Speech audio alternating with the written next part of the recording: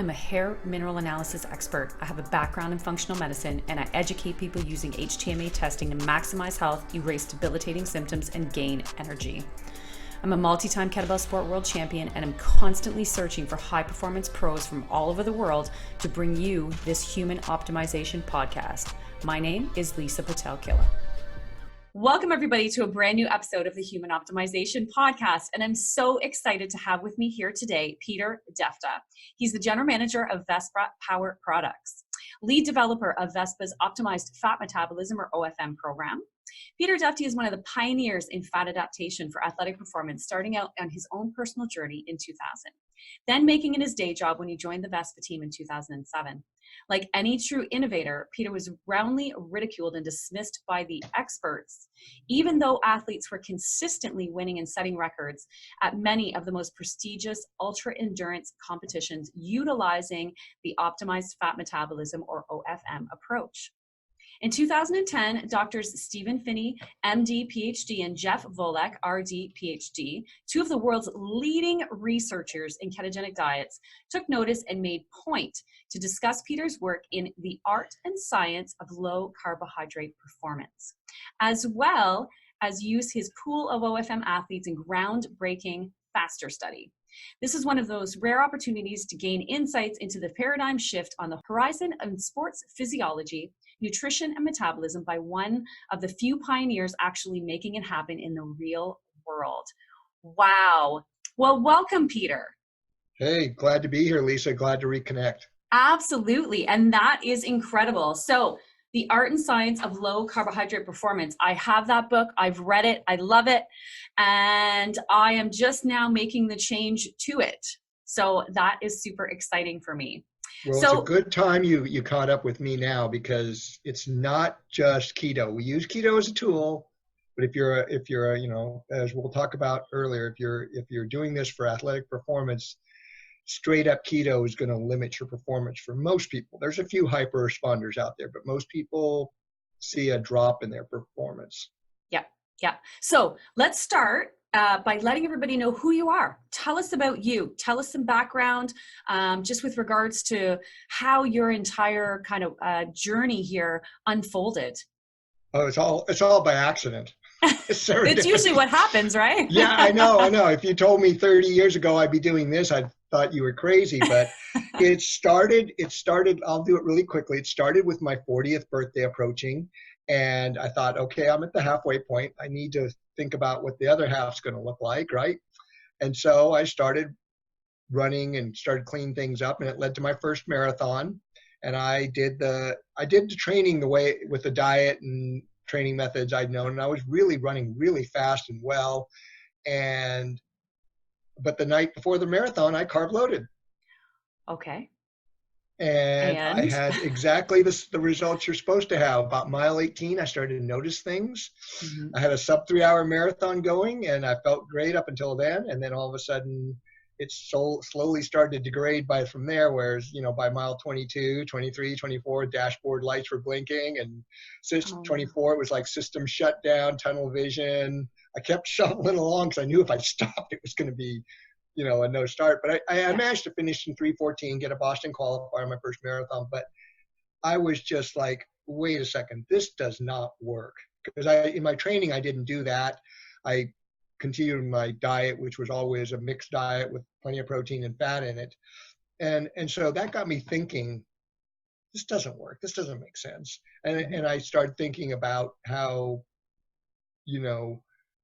more traditional tribes like the Maasai or the Plains Indians or things like, how do these people sustain their effort? And I started just empirically to add a lot more protein and fat into my diet, lower the carbs, not eliminate them, but lower them. And I ran 3 more marathons after that and had no issues, like no issues. It was like running through, and I thought, okay, it's really about the fat. And that started me off. Yep. Then in 2003 and 4, I started coaching a few other friends. We were running and doing trail running and ultras. And then in 2006, I got into Western States. And about a month before, a friend of mine threw me a couple pouches of Vespa and said, hey, my friend Mojo swears by this stuff. And because I was already open to the whole idea of fat metabolism when I read the label on Vespa, It was talking about fat metabolism for performance. Mm-hmm. I totally got it because I was already, imbued with this approach. Yeah. And that took me to Western States, and I got through my first Western States, my first 100-miler with no problem. And that was a year that it was the hottest year in the history of the race, and only half the field finished, like 52% of the field finished that year. In the modern times, that's super low. Yeah. Oh my goodness. Yeah. Yeah. So it was carnage that day. And I finished under 24 hours with no issues. And so I thought, okay, there's some things to this Vespa, and started to talk to the company. And in 2008, I made the transition to negotiate as an equity partner and become part of Vespa, officially starting in 2008, but I was already working with the company in 2007. So that leads us to the whole Vespa story. Yes. So tell us about that, because I mean, I remember discovering the product and reading about it and was so intrigued by the studies and the science and all of that. So, I mean, yeah, tell us. Okay. So let's start first with, once again, Vespa is another accidental discovery of nature. And it uses nature science, which kind of baffles most people looking at it, because it's not this lab-made supplement. Right. And it started with a couple of Japanese entomologists who were studying the giant Asian wasp, Vespa mandarinia, which they've actually come into Canada in British Columbia. Oh, you're kidding. I didn't realize that. Okay. Yeah, somehow they've gotten introduced into Canada, and they've caught a few dead ones in Washington state now. But anyway, they were studying this giant wasp, and it's about as big as your thumb, and it flies like anywhere from 60 to 100 kilometers a day. And it's a predatory wasp that attacks other insects and even small rodents, and it'll attack large animals like humans and farm animals, etc. But anyway, it's a pretty aggressive predator. So it flies this incredible distance. It attacks and kills prey, and then it'll masticate it into a food ball and carry a third of its weight in this food ball back to the colony to feed to the larva. Wow. Okay, it's like so yeah, exactly. The entomologists are like, whoa, what allows this animal to do this? And it turns out it's a symbiotic relationship between two life stages called trophallaxis. Mm-hmm. I don't want to lose anything, but essentially bees, ants, wasps, and termites all have the same symbiotic relationship where the larva feeds this peptide, this bioactive peptide. It's different for the species and even different between varieties of wasps or bees. Mm-hmm. But it's a bioactive peptide that the larva feeds the adult, and then it allows the adult to metabolize all the fat that's stored in the thorax of the animal. Because, when you think about bees, ants, wasps, and termites, they're especially like ants and termites and wasps, their midsection's pinched off, so they can't consume solid food. Mm-hmm. So they have to rely on either liquid or the fat that's stored in the thorax. And so this peptide actually triggers this very high level of fat metabolism. And what happened was they're starting to think about it, and they're saying, wait a second, animal cells are remarkably similar across species. You probably know that because of mm-hmm. your background. Yep. Okay, so 94% of the DNA is the same in terms of the physiology.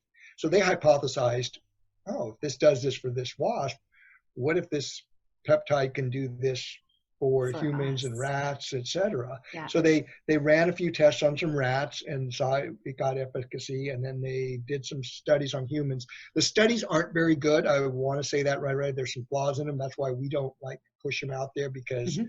we want to do good science, and we actually are, which we'll talk about that later. But the initial data that was done in Japan, that's I wouldn't say the greatest, does show efficacy of the product. And of course, as you know, for the last 20 years, Vespa-powered athletes have been winning and setting records at the highest levels of competition, whether it's the Olympics or these ultra endurance or all kinds of different competitions. We have people doing the craziest competitions out there, and they swear the Vespa is a critical factor in allowing them to have not just the endurance and stamina, but the focus and fine motor skills they need to do that. And that's another factor of VESPA, because when you make that fundamental switch to burning fat at a high level, you become blood sugar stable. That's a term I use, I coined. Yes.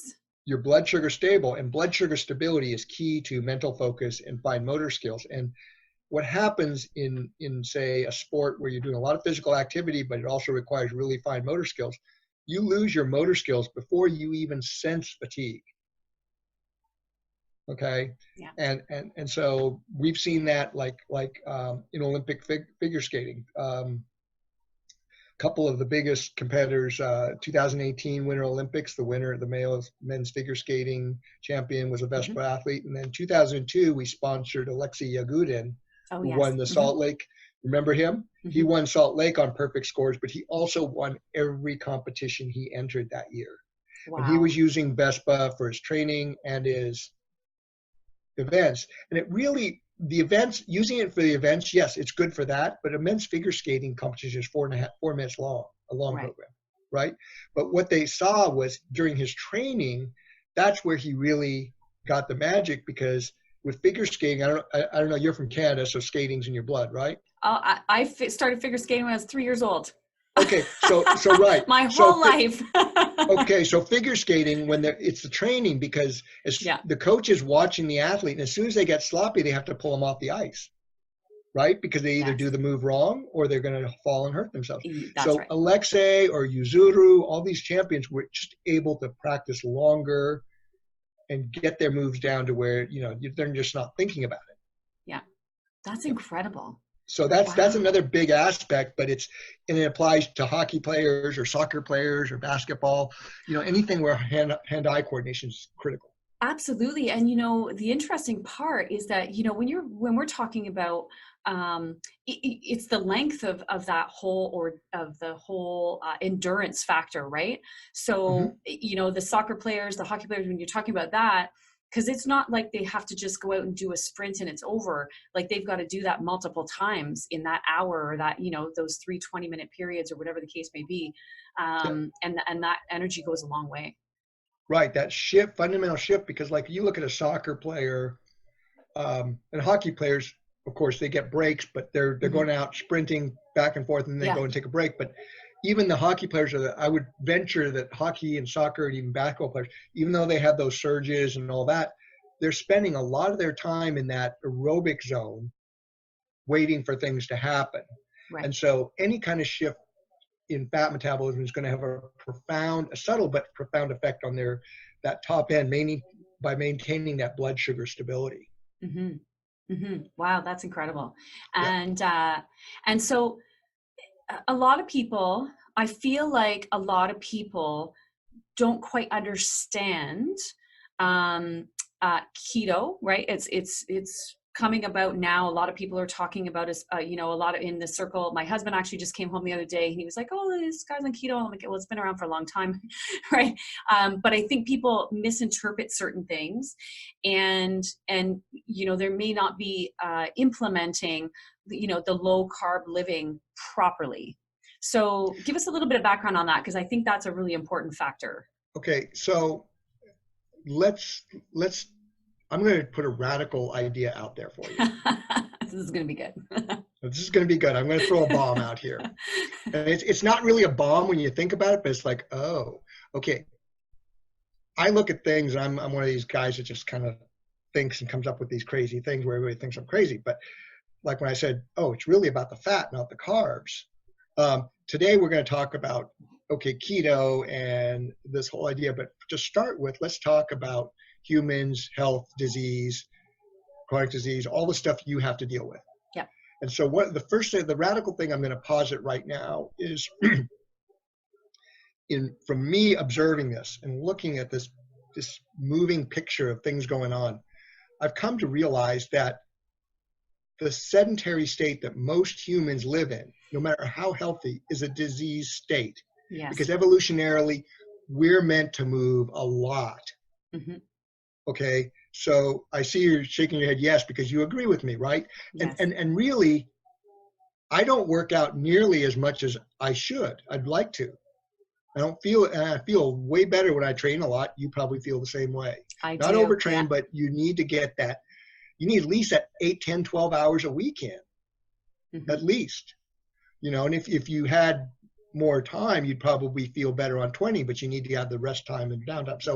So how many people are doing that? The life that almost all the medical health literature is based on a false assumption. Right. Pretty radical. Yeah. We're going to talk about something pretty radical here. Okay. So when you look at that base assumption, we start to move to keto. The ketogenic diet, until the faster study, almost all the studies are based on sedentary subjects or subjects with some sort of metabolic compromise, whether it's, grand mal seizures, type 2 diabetes, metabolic syndrome, various metabolic syndromes, over obesity, etc. So what does that tell you about the athlete? How a ketogenic diet applies to an athlete? Yeah. Exactly. Well, it does. A little bit. A little bit. A little bit. But I mean, realistically, we're talking about two totally different spectrums, right? Exactly. Yeah. And it's not that this ketogenic diet doesn't have application. It's a very important and critical tool. But this idea that's floating around that, you got to be keto to perform best is simply wrong. And it's like I say, it's that well-intended information, because I don't think anybody out there has some sort of, ulterior motive that's evil. I think they really genuinely believe they're right about what they're saying, but it doesn't apply to the athlete. So how do we take this keto and make it work? And like I say, we use it as a tool to make that fundamental shift in the physiology back to fat as fuel. But as I say, if you're doing keto, there's 101 ways to get keto wrong. You're probably familiar with that. Just in the set, there's a lot of little things you got to do to get it right, because people try and fail. But if you're doing for athletic performance, there's 201 ways to get it wrong. Of course. Yeah, because you're just upping the ante. Right. But once again, I want to stress it's a very important tool. And the ketogenic diet for a athlete is very different from, say, your standard keto, because what I found is you don't need to have this massive fat macro. A lot of people, one of the things that we should talk about right now with keto is a lot of, again, more unintended consequences from well-intended advice is you got to eat all this fat, and people are getting fat eating all this fat, and they don't get that. Right. And because fat is already fat, so it will manifest as fat in the body, right? It's the same with overconsumption of carbohydrates. They're easily exchanged into fat. So we have to be careful, right? Yeah. Yeah. So what we found is just getting people on a whole foods diet, eating the whole animal, the organ, the skin and connective tissue as part of that animal protein spectrum, and then non-starchy vegetables, non-starchy fruit-like vegetables. That's a good way. That's a good, very easy way to remember how to get yourself in that state where you're going to be in ketosis and getting your insulin levels down, your insulin sensitivity up, so that you can burn fat. Yeah. Okay. Yeah. And that's really a broken down approach. That's actually very clear. It simplifies things, right? I find that a lot of people are trying to make it very difficult, or, because it doesn't have to be difficult. And so it doesn't have to be over complicated. So that's good. And I do, a lot of people are doing the head to toe. And so, I've even heard about people on carnivore diets and things like that. And they're doing the same type of thing. So I feel that that's getting a lot more traction. It's getting a lot more traction. And since most Westerners, whether they're Canadians or US or Western Europe, they're not going to go to the trouble of eating liver and menudo and tripe soup and all this. I do. I love the stuff, but you know, liver capsules and collagen supplementing does just fine. Right. I mean, it's not as good as the whole foods approach, but it'll get you 80-90% of the way there, and effectively for that person, it's doable. Because if it's not doable, you're not going to do it. So I think it's getting traction. But here's a key point, Lisa, and it speaks both to the ethical and ecological as well as the health part of it. Once you get that nutritional balance of, you know, nose to tail, or as I call it, whole animal eating, down, along with complementing it with the vegetables and fruits and the occasional carbs you need, what we're seeing happens is the body becomes so efficient that the amount of food you need, particularly in the animal foods, is so small it's almost scary, because the assimilation is so good.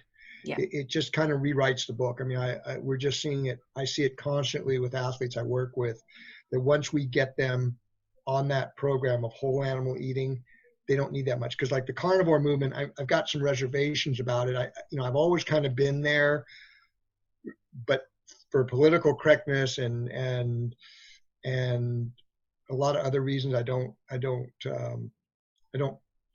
proselytize that as much, because we really are omnivorous carnivores from my standpoint in terms of our digestive tract. Yeah.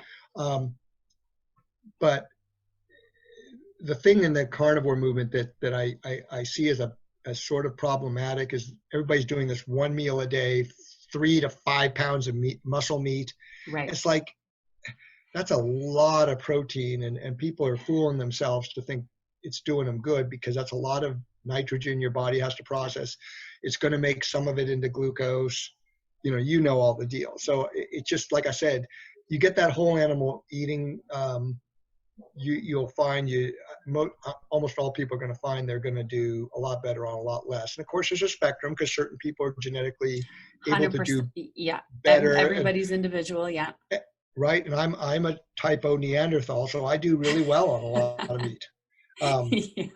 Right. But I recognize there's a lot of people who do really well on just a tiny bit of animal products. And one of the things that I saw was working with some high level vegetarian athletes who I still work with. And it was just incredible, because they were ovo-lacto, right?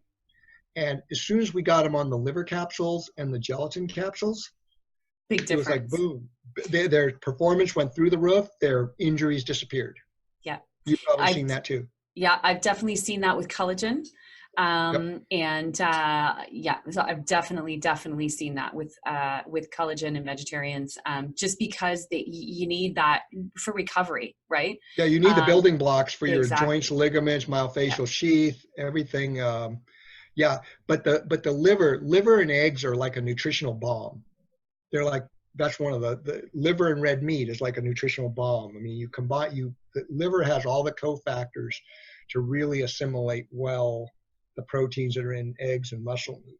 And one of the things the vegetarians talk about with red meat consumption and how bad it is for heart disease, right? Well, there is some truth to that, because when you eat just muscle meat, you get too much methionine, because it doesn't have the cofactors to take it up. You add the liver back in, all that methionine gets used the way it's meant to be used. Right. Yeah, it makes sense. Because it is true. Because we're all, I feel like a lot of us are over consuming muscle meat, because that's just what the norm is, right? We're eating chicken breast, chicken thigh, steak, and it's all. You put me in front of a good big steak, I'm all over it. Me too. There you go. I know. But we have to do the whole thing. but that's the thing.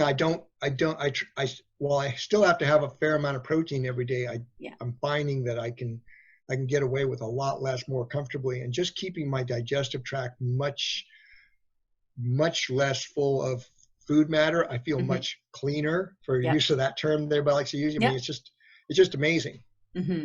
Well, and we have to remember too, is I feel like there's two things, especially, well, you know what, we all most people have this issue. But when it comes to athletes is, the overconsumption of sugar for one, right? When we're using sugar loaded drinks and all this stuff to supply energy, and like sugar loaded caffeine drinks that for a pre-workout. And then we're piling, refined carbohydrates on that.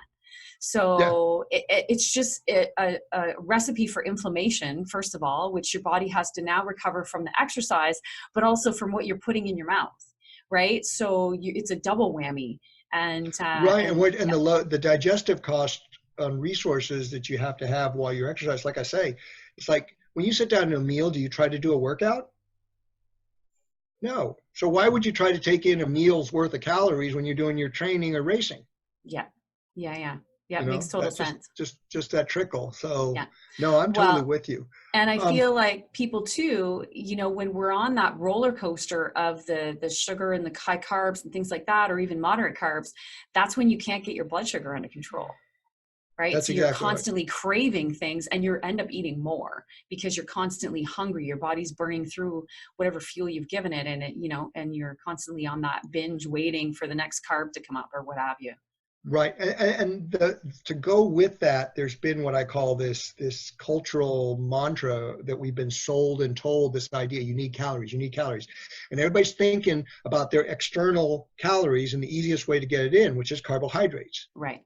Because you don't want to, I'm going to be the first one to tell you, you don't want to be taking in fat bombs and MCT oil during an event, because like MCT oil, for most people, it literally goes right through them. Yep, that's true. I just had a client leave my office that told me she can't use it because of that fact. So I'm like, okay. It literally will go right through you. But the digestive cost for fats and oils is really high. So you want to go to something simpler like carbohydrates. Yeah. And like I said, we've been sold and told this idea and because we've been sold and told, and we're looking at this thing in the internet and all this stuff that we're carbohydrates, we're not stopping and thinking, wait a second, we've got thousands of calories on our body that we can tap into. Yeah. That's nature's way of, and we've been focused on the glycogen, which is our fight or flight fuel. And we have a robust supply of fight or flight fuel, but we're using it as our main energy source. Mm-hmm. This is crazy thinking.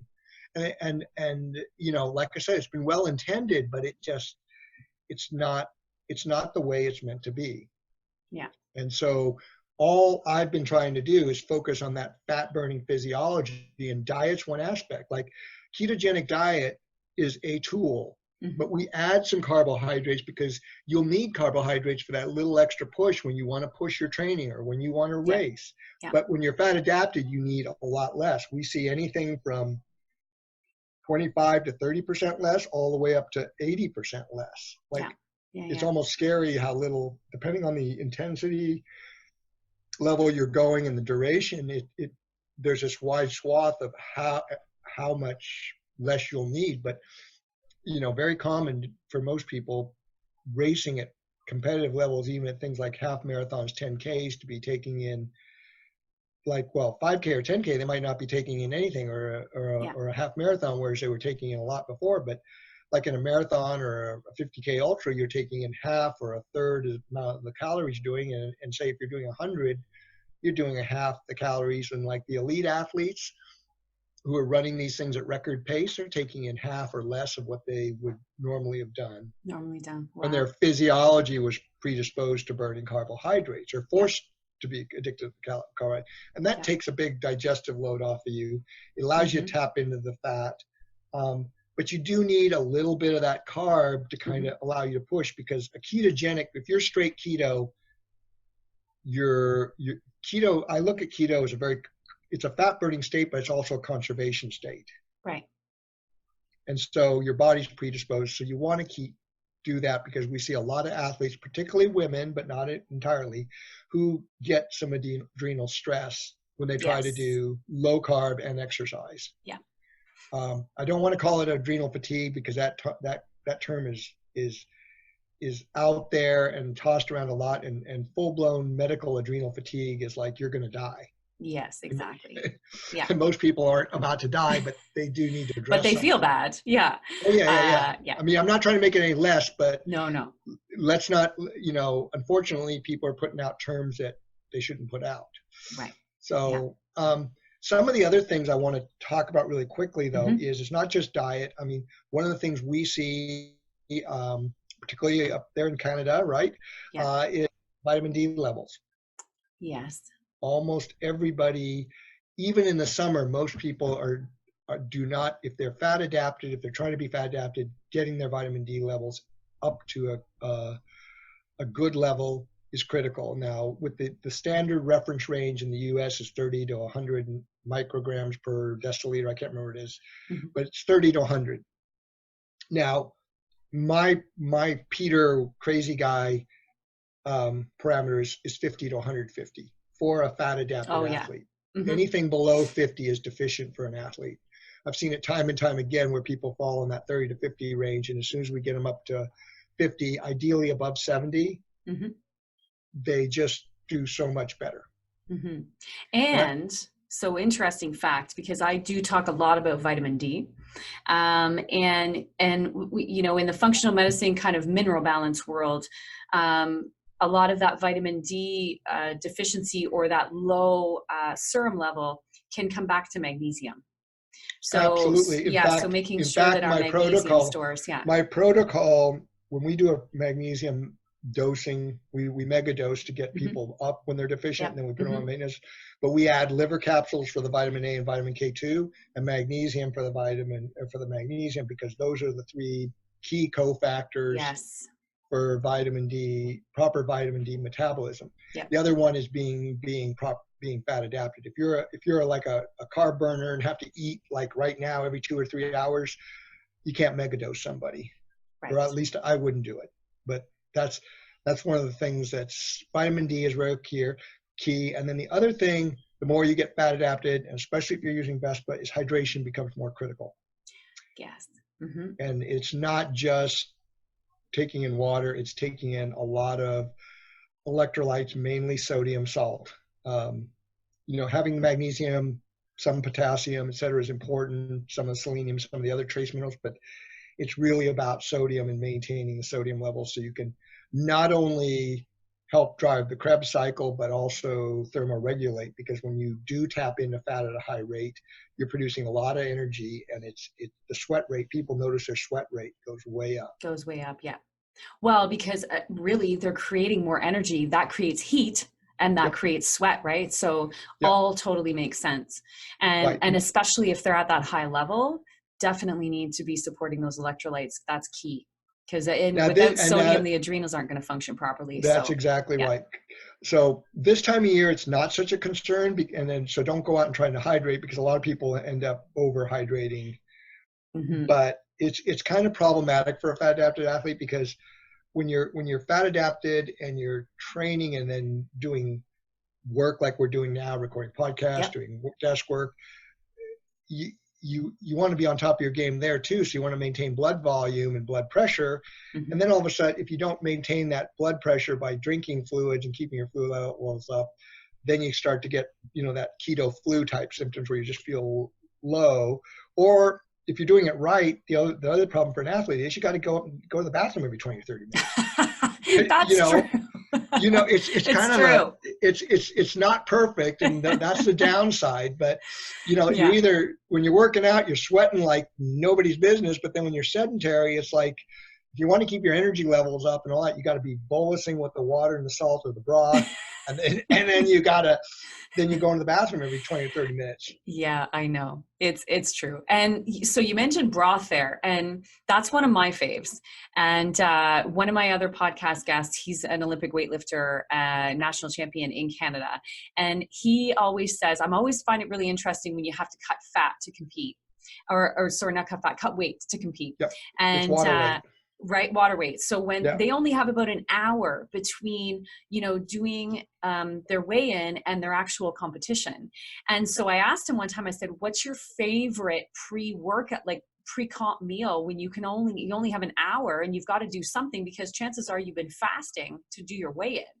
And he's like, my mom makes this amazing chicken noodle soup, and it gets it all in. It's got a little tiny bit of protein, some, the sodium in the broth. And some I was carbs. like, that, and it's a little bit of carbs. I'm like, that's genius. I'm like, perfect. Yep. So yeah, perfect combo. Yeah, and I'll put you in touch with Kayla Daniel. She's one of my coaches, and she's the worldwide expert on broths. Oh, amazing. That would be Yeah, no, she knows more about broth than anybody else. She wrote the book Nourishing Broth.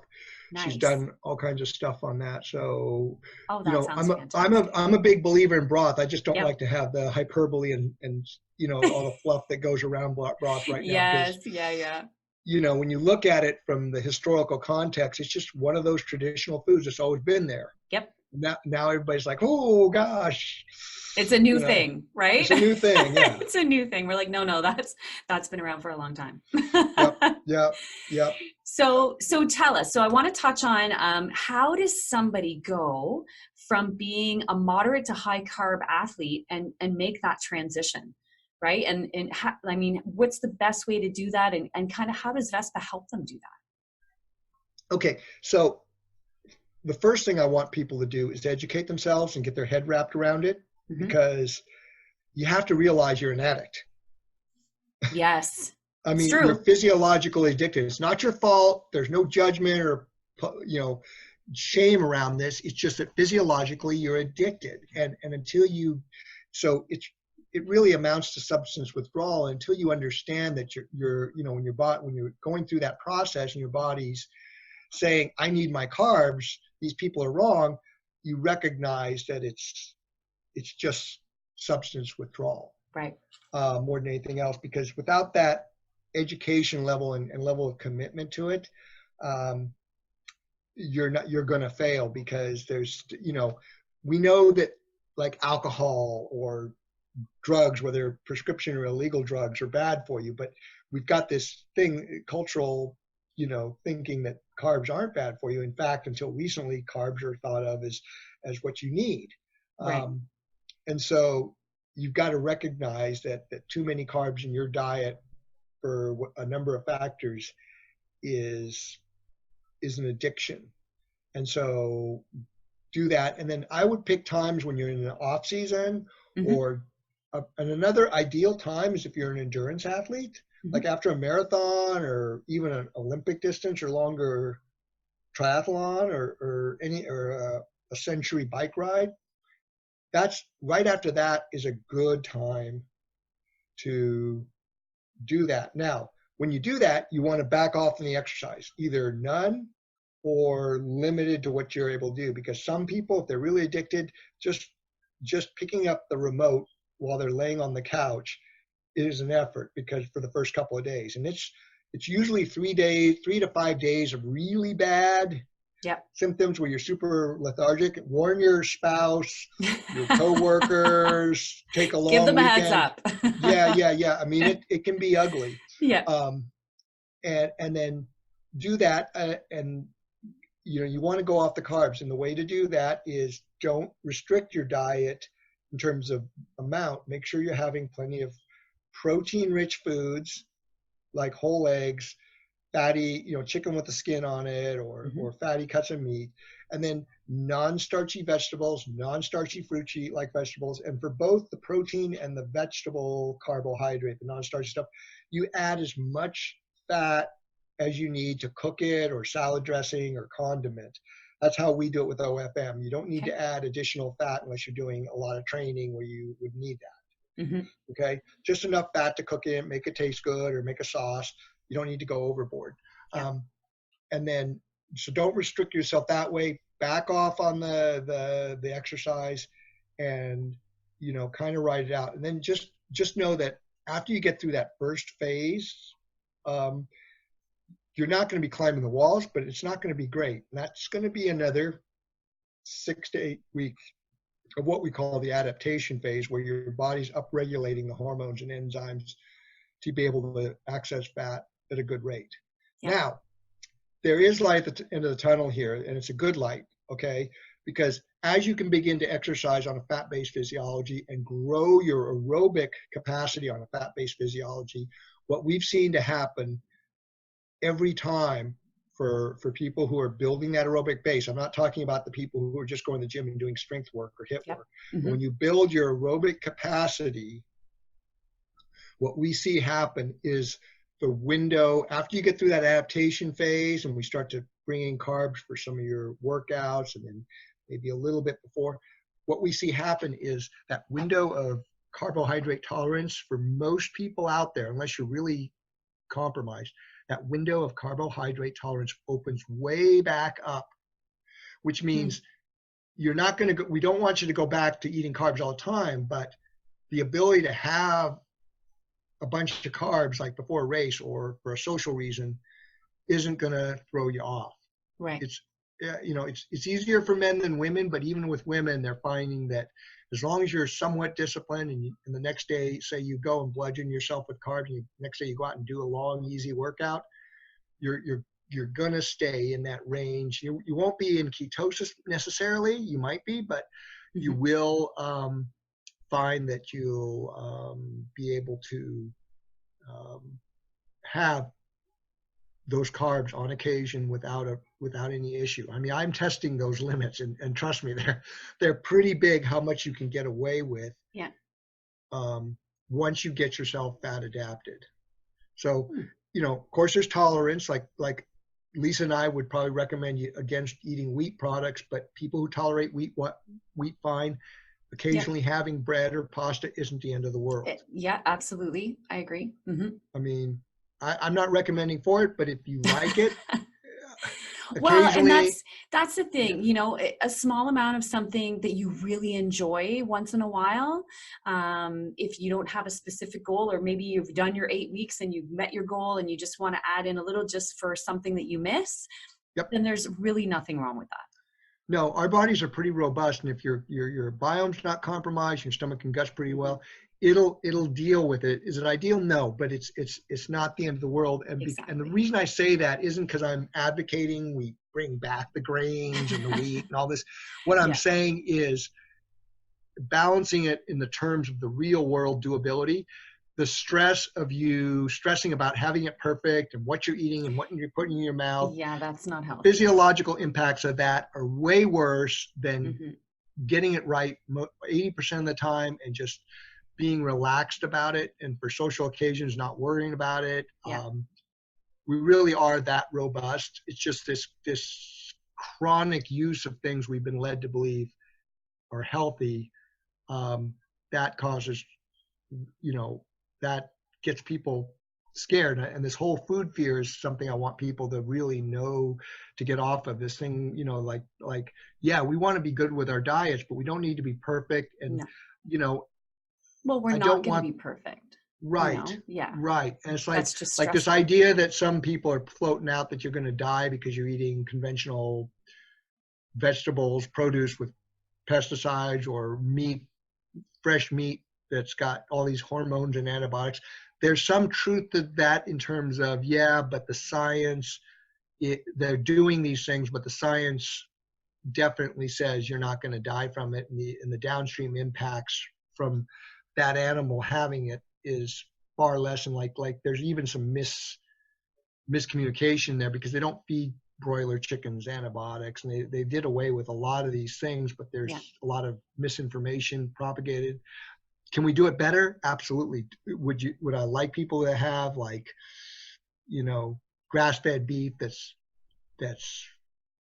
grass-fed or organic chickens? Yeah, but you know, you don't want to be stressing because you just went a whole paycheck and spent a fortune on food. Right. Right? That's right. Exactly if you're on a budget, right. rather than go to the regular supermarket and buy things on sale, like produce in season, they use meat as a loss leader. Yeah.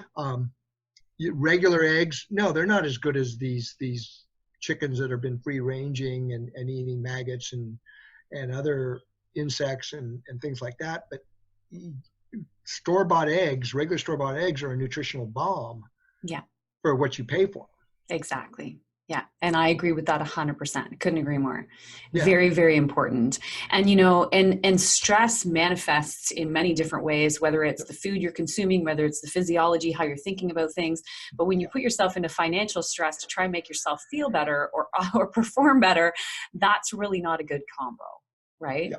Make it doable for you. Exactly. You know, make it doable, make it work for you. And that, because again, this goes back to this whole idea of optimizing your fat metabolism. Stress is wonderful for burning sugar. So if you're a sugar burner athlete, go to it. But yeah. But if you want to be a fat burner, stress is not. That's why we have to address stress, because it's just as big a deal as too many carbohydrates. Absolutely. Yeah, absolutely. I agree. So those are some of the keys to getting, making that transition to fat adaptation. But also keep in mind what I said about that light at the end of the tunnel is everybody who's been doing the OFM protocol, they say at the end that this is the most sustainable diet there is, because they're not being held hostage to food. Like every 2 or 3 hours, I got to eat so they can make better choices. Yeah. And then when they do eat better, they just you just feel better. You function better. Yeah. Yeah. Yeah. And they enjoy their food better, but they're not being held hostage to it. So it's a much more doable state. And again, get your vitamin D levels up, because low vitamin D sources scarcity. It makes you want to eat more and store more, especially if you're female. Yeah. Yeah, absolutely. So I mean, wow, so much awesome information for people. So I'm making the transition myself, and I did have my 3 days of complete and utter fatigue. And I did that, and it was okay. I made it through, and I've been feeling pretty good, actually. I can't complain. So, definitely have changed. Another thing we do when you're going through that is definitely use 2 things. Vespa helps take some of that edge off, and so does drinking broth. Yes. Those 2 things are real key. Usually the first day you don't need to drink broth, but as soon as you notice diuresis, when you start to having to go to the bathroom more, you definitely got to come up with the broth to maintain plasma volume. Otherwise you really feel low.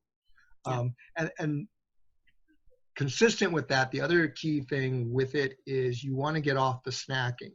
And again, you can use broth and Vespa to get off snacking, because we've been, once again, sold on this idea you have to have 6 small meals a day rather than 3 meals a day, but that's high carb. You want to go from what we see typically is most athletes, if they're male, they're 2 or 1 meals a day, or like 1 main meal and 1 small meal. Female might be 2 meals or 3 meals, but not much, but off the snacking unless you're exercising. So once again, you can game that system by using Vespa and broth, because they're trivial calories, but they'll keep you attenuated. And the key with fasting is to pick a window that's doable for you now. That'll change as you get better at it. But don't try to, just because you're seeing something on the internet where some female just did a 36-hour fast, and you try to do it because as soon as you start feeling peckish and you're hungry and you're starting to think about food, you already failed the goal of the fast. Right. Physiologically. So fasting should become a part of your life without any thinking about it. Yeah. And again, what you mentioned earlier, really important for people to understand is they need to do a little bit of research, right? Absolutely. So you can't just read one thing on the internet, talk to a professional. Peter, how do people, let's say people want to come into your OFM program. Is that possible? Do you offer coaching? Do they have to be an athlete? We're still trying to get that together. We're doing limited coaching. We're trying to get that up, but we will be launching, actually, probably when this podcast comes out, we'll have some content up in a beta form. Yep. And we do have some consulting, and I'd love to work with you more on this sort of thing. OFM.io. So OFM.iOptimize. They can also download the Beyond Keto ebook. Oh, great. Okay. So Beyond Keto. Yep. I'll send you the link to that. And so Vespa, I'll be carrying Vespa in Canada. So anybody who's listening or watching, feel free to check out the Vespa website. It's vespapower.com. And Peter has been kind enough to put together an affiliate code for me. So if you use my code, which is LPK10, you'll get 10% off your Vespa order in the US. So feel free, visit the website. Vespapower.com. All the links will be in the description, as well as the last slide on YouTube. And if you have any questions, you can email me, info@killah.org. Outside of that, thank you so much for watching. If you haven't subscribed to my YouTube channel, then make sure you do that. Every 2 weeks, there is a brand new episode of the Human Optimization Podcast. And if you're listening on your favorite podcast host, give us a like, and we will see you next time.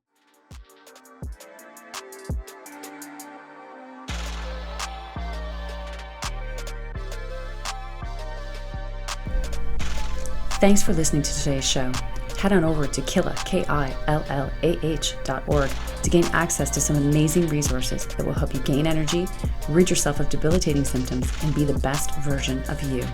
Remember to give this podcast a like and follow me on Instagram at coach.killah. I'm here every 2 weeks with a brand new episode of the Human Optimization Podcast. Until next time.